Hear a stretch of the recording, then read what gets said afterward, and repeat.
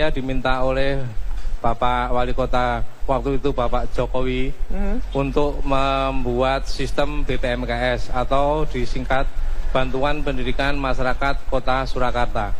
Pada waktu itu saya menerima data sebanyak 110.000 siswa, tetapi setelah saya verifikasi, data hanya terserap 65.000. Nah, jadi dari situ muncullah duplikasi data.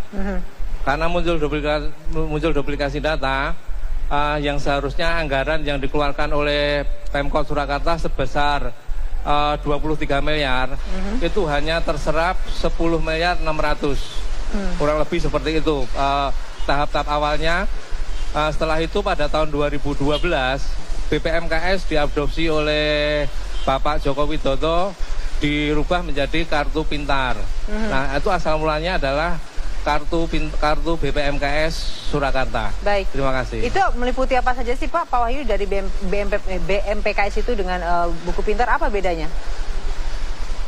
BPMKS itu sebenarnya adalah bantuan untuk masyarakat Kota Solo dari tingkat SD, SMP, SMA. Nah, dari situ sebenarnya siswa sendiri bisa di-cross-check, mereka tidak menerima bantuan itu. Tidak menerima bantuannya dikarenakan apa Pak? Karena distribusi bantuannya yang tidak merata atau memang bagaimana Pak? Apa yang salah di sini Pak lihat? Sistemnya yang berbelit-belit sehingga sering terjadi penundaan. Dan akhirnya yang paling sangat vital itu adalah tidak terserapnya alokasi dana itu ke siswa. Baik, nanti saya akan bertanya ke Pak Lusman. Yang menjadi kendalanya adalah dana itu tidak sesuai dengan anggaran yang dikeluarkan 23 miliar, hanya yang keluar itu 10 miliar 600. Di mana sisanya Pak? Yang 13 miliarnya itu Pak? Halo? Pak Wahyu, dari 23 yang keluar hanya 10, sisanya 13 itu? 10 miliar 600. Jadi ada perbedaan kurang lebih 12 miliar 400-an itu. Iya, apakah itu yang membuat akhirnya Pak Lusman mengadukan perihal BPMKS ini ke KPK? Tapi dijawabnya nanti Pak, karena kita harus break sejenak. Waktu itu saya sampaikan juga ke Bapak. Laporkan ini jauh hari sebelumnya, yaitu tahun 2012, sewaktu beliau masih jadi wali kota Solo dan mau mencalonkan jadi gubernur di DKI Jakarta. Nah, karena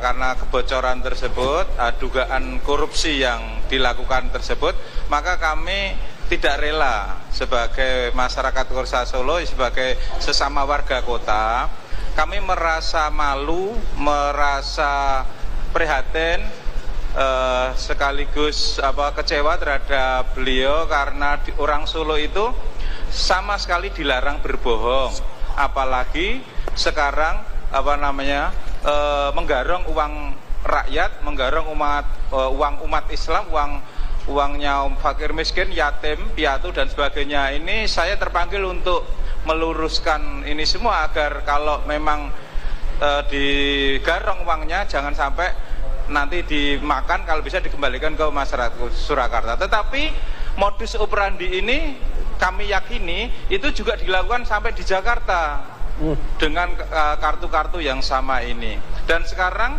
mau dilakukan di tingkat nasional. Dan terus kerugiannya mau berapa triliun, ratus triliun. Nah, kami sebagai sesama warga kota sangat prihatin, malu, dan kami